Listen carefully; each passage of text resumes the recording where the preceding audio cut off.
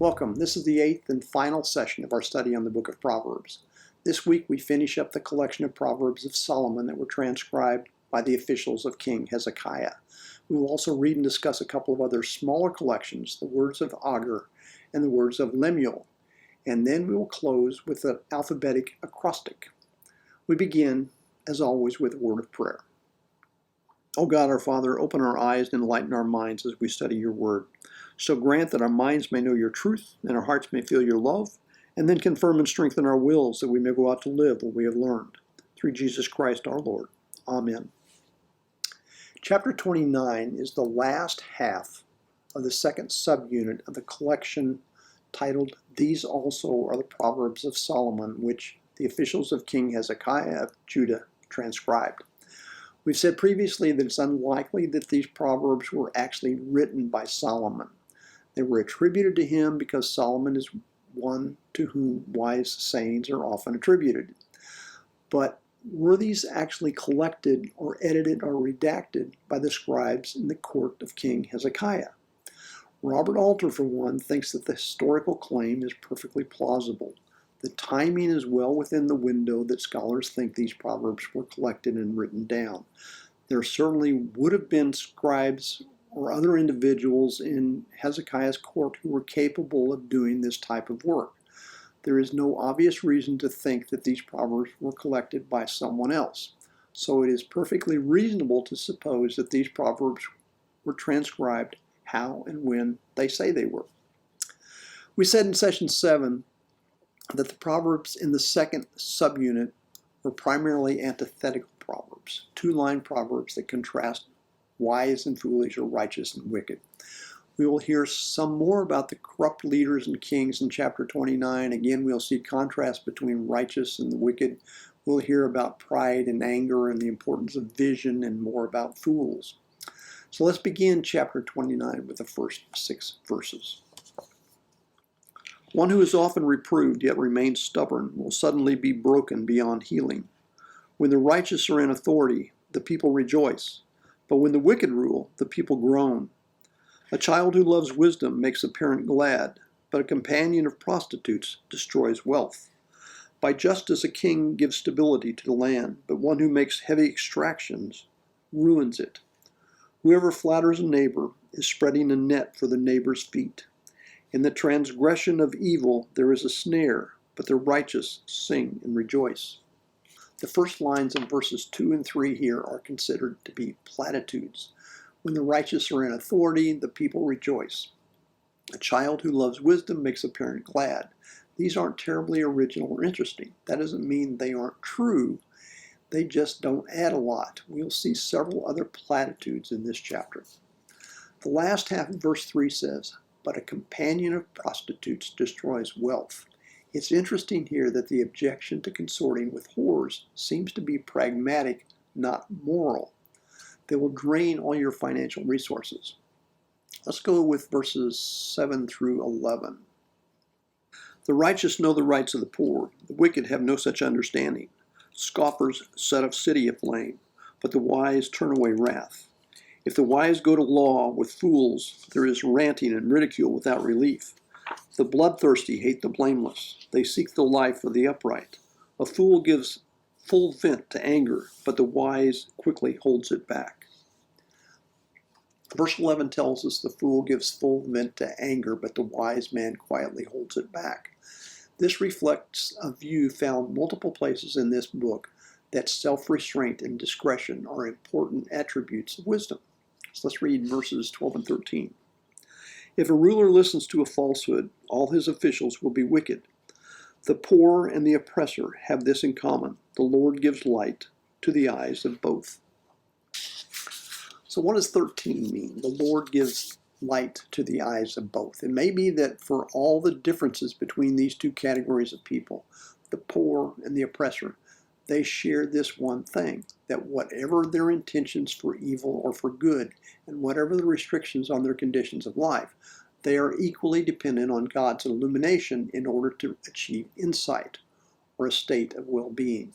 Let's read verses 14 through 19. If a king judges the poor with equity, his throne will be established forever. The rod and reproof give wisdom, but a mother is disgraced by a neglected child. When the wicked are in authority, transgression increases, but the righteous will look upon their downfall. Discipline your children, and they will give you rest. They will give delight to your heart. Where there is no prophecy, the people cast off restraint, but happy are those who keep the law. By mere words, slaves are not disciplined, for though they understand, they will not give heed. Verse 16, when the wicked are in authority, transgression increases, but the righteous will look upon their downfall. This implies the triumph over one's enemies because the righteous survive to watch the wicked come to a bad end. Verse 18 talks about prophecy. The Hebrew word here is chazon. The NIV and the New King James Version translate this as revelation. Common English Bible and Robert Alter both use the word vision here. Without vision, the people cast off restraint. They go wild. This is the only place where chazon is used in Proverbs. It's used in Daniel to describe a revelation, typically by means of a dream. The term is also used in Job to describe a vision that came to one of Job's friends in the middle of the night. Verse 19, the implication, unfortunately, is that the only way to reprove a slave effectively is to beat him. Even if he understands, he won't respond to just words. By mere words, slaves are not disciplined, for though they understand, they will not heed. We'll see some more of that same in verse 21, just down the road here. So let's read verses 20 through 24. Do you see someone who is hasty in speech? There is more hope for a fool than for anyone like that. A slave pampered from childhood will come to a bad end. One given to anger stirs up strife, and the hothead causes much transgression. A person's pride will bring humiliation, but one who is lowly in spirit will obtain honor. To be a partner of a thief is to hate one's own life. One hears the victim's curse, but discloses nothing. Verse 24, the curse is probably some kind of a solemn curse publicly pronounced that will come down on the head of whoever has evidence of a crime to offer in court and yet remains silent. Let's go to verses 25 through 27. The fear of others lays a snare, but one who trusts in the Lord is secure. Many seek the favor of a ruler, but it is from the Lord that one gets justice. The unjust are abomination to the righteous, but the upright are abomination to the wicked. In verse 25, the fearful man who doesn't trust the Lord runs the danger of being tripped up by his own anxiety, imagining dangers where they are not, and acting timidly where boldness is called for. The fear of others lays a snare, but one who trusts in the Lord is secure. Like the opening proverb of this subunit, the last verse is antithetical, comparing the righteous and the wicked. The unjust are an abomination to the righteous, but the upright are an abomination to the wicked. And antithetical here, it's two opposite, the wicked versus the righteous. Now we go into chapter 30, the words of Agur. This unit is distinct from the rest of the book of Proverbs. We're told that Agur is an oracle, so we look for some kind of prophetic speech. Not so much Proverbs here. The words of Agur probably ends with verse 9. But we have no specific identifier for the Proverbs in the remainder of the chapter. They just start. So let's read the first 4 verses. The words of Agur, son of Jakeh, an oracle. Thus says the man, I am weary, O God. I am weary, O God. I am wasting away. Surely I am too stupid to be human. I do not have human understanding. I have not learned wisdom, nor have I knowledge of the holy ones. Who has ascended to heaven and come down? Who has gathered the wind in the hollow of the hand? Who has wrapped up the waters in a garment? Who has established all the ends of the earth? What is that person's name? And what is the name of the person's child? Surely you know. Verse 3 says, I have not learned wisdom, nor have I knowledge of the holy ones. This is pretty much counterpoint to the emphasis of Proverbs. Agur, humbly aware of his limitations, says in effect that any wisdom he may have pretended to attain amounts to nothing. In verse 4, he asks a series of questions. Only someone who could do these things, patently impossible for mortal man, would be capable of achieving divine wisdom. Let's go on with verse 5 and 6. Every word of God proves true. He is a shield to those who take refuge in him. Do not add to his words, lest he rebuke you and you be found a liar. This is another counterweight to the idea of wisdom as a kind of a craft with human instructors.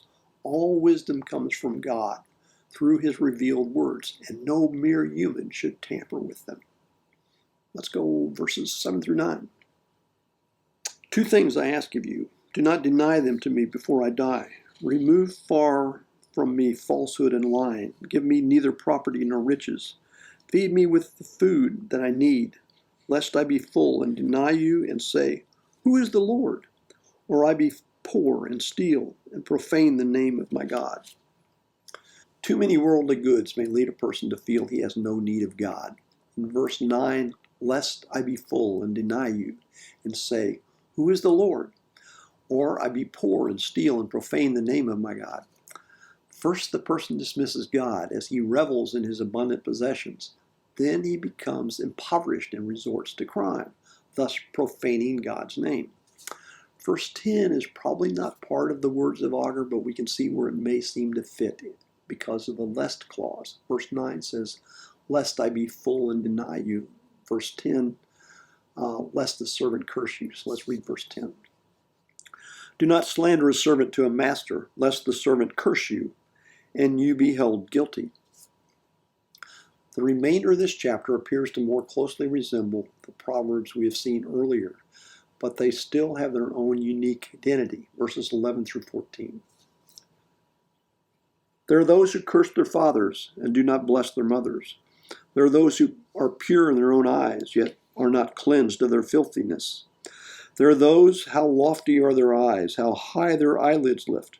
There are those whose teeth are swords, whose teeth are knives. Devour the poor from off the earth, the needy from among the mortals. Robert Alter uses a generation to begin each of these verses, as in a generation that reviles its father and its mother and it does not bless.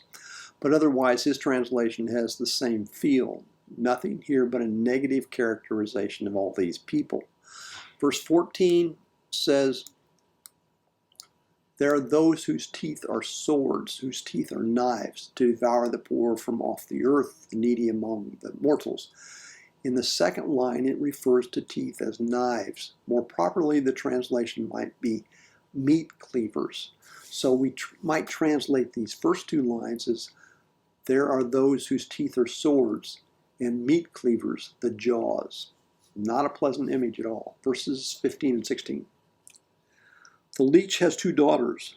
Give, give, they cry. 3 things are never satisfied. 4 never say enough. Sheol, the barren womb, the earth ever thirsty for water, and the fire that never says enough. 3 things, 4, this is a numerical progression, which is a traditional in certain lines of biblical poetry.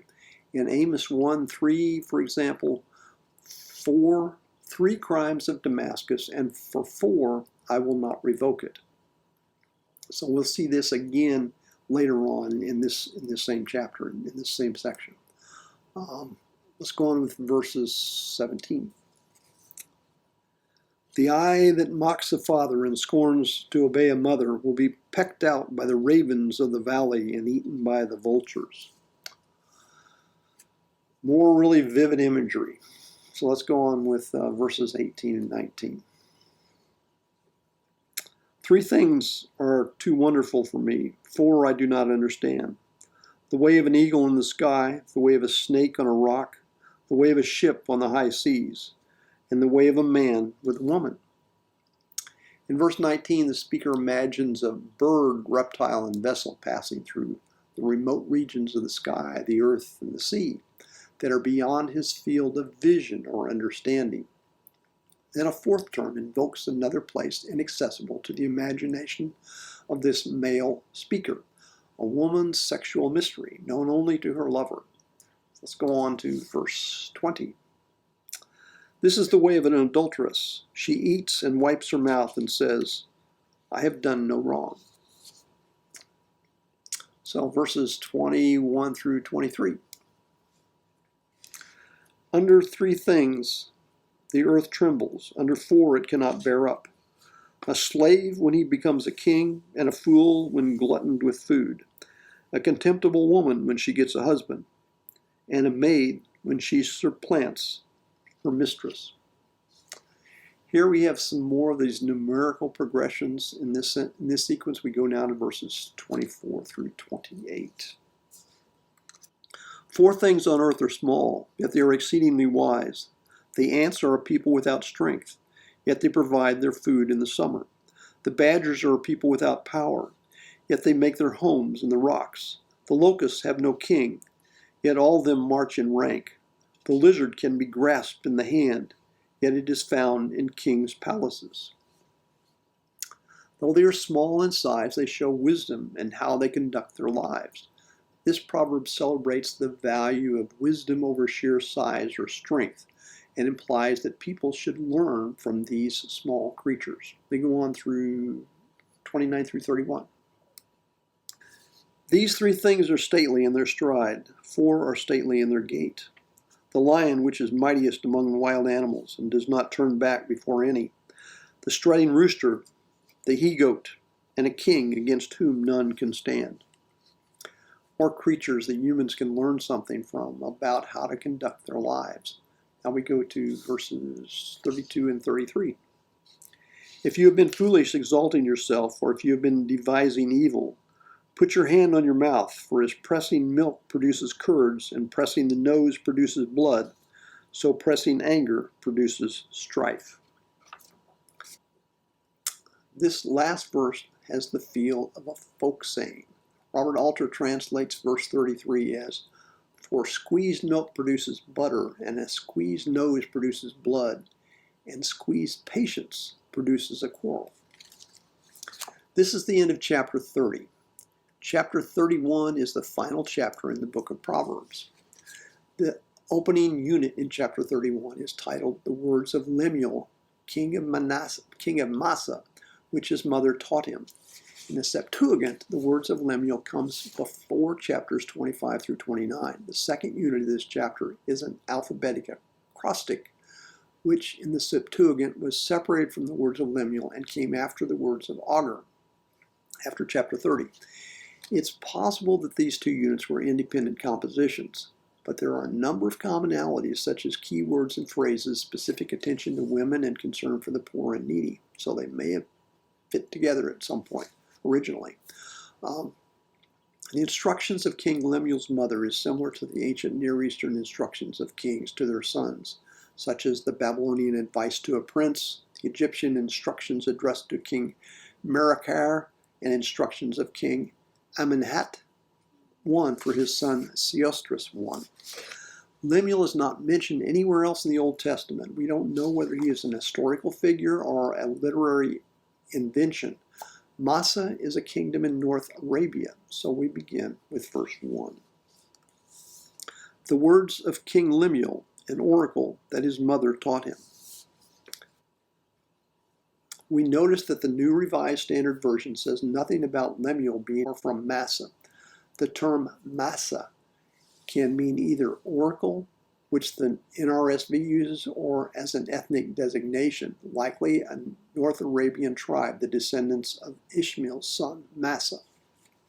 The Common English Bible uses the latter definition, the words of King Lemuel of Massa, which his mother taught him. So let's go on to verses 2 and 3.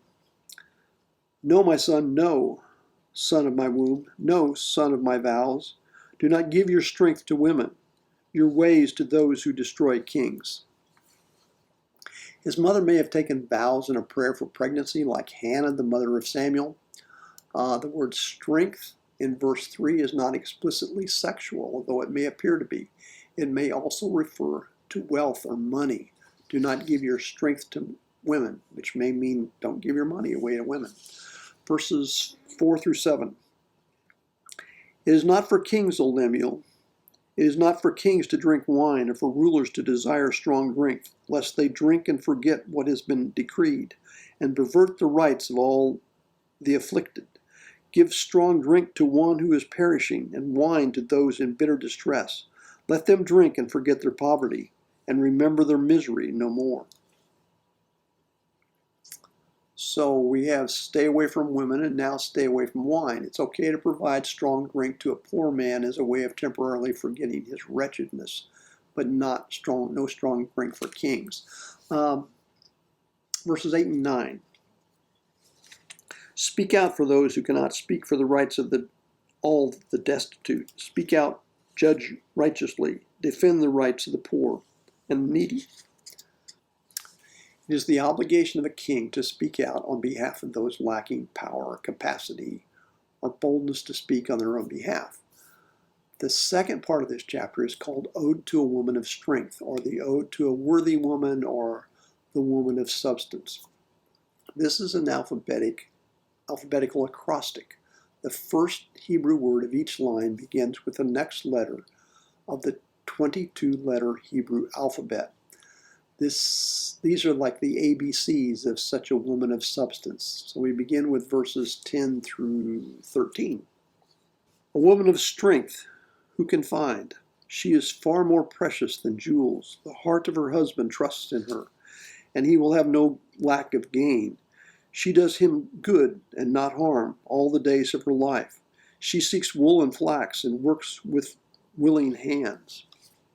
She does him good and not harm all the days of her life. May have been seen as an antithesis to all the reference of shrewishness or adulterous wives that we've previously seen in this book. Kind of a counterpoint to that. Verse 14 through 17. She is like the ships of the merchant. She brings her food from far away. She rises while it's still night and provides food for her household and tasks for her female servants. She considers a field and buys it. With the fruit of her hand, she plants a vineyard. She girds herself with strength and makes her arms strong. So this exemplary wife is active not only domestically, acquiring wool and flax, weaving and sewing, but she is also a businesswoman. Let's go on with 18 through 22. She perceives that her merchandise is profitable. Her lamp does not go out at night. She puts her hands to the distaff, and their hands hold the spindle. She opens her hand to the poor and reaches out her hands to the needy.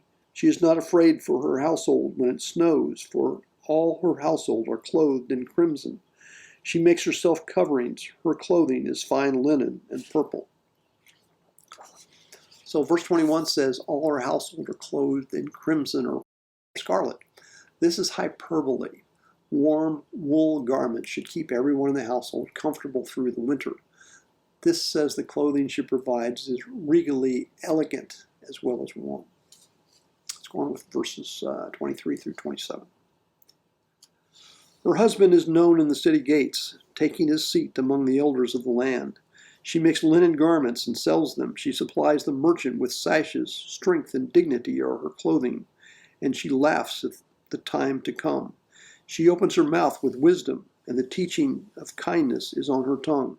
She looks well to the ways of her household and does not eat bread of idleness.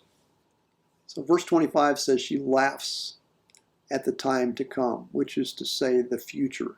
She doesn't fear the future because she has provided well for her household. The last four verses, 28 through 31. Her children rise up and call her happy, her husband too, and he praises her. Many women have done excellently, but you surpass them all. Charm is deceitful and beauty is vain, but a woman who fears the Lord is to be praised. Give her a share in the fruit of her hands. Let her works praise her in the city gates.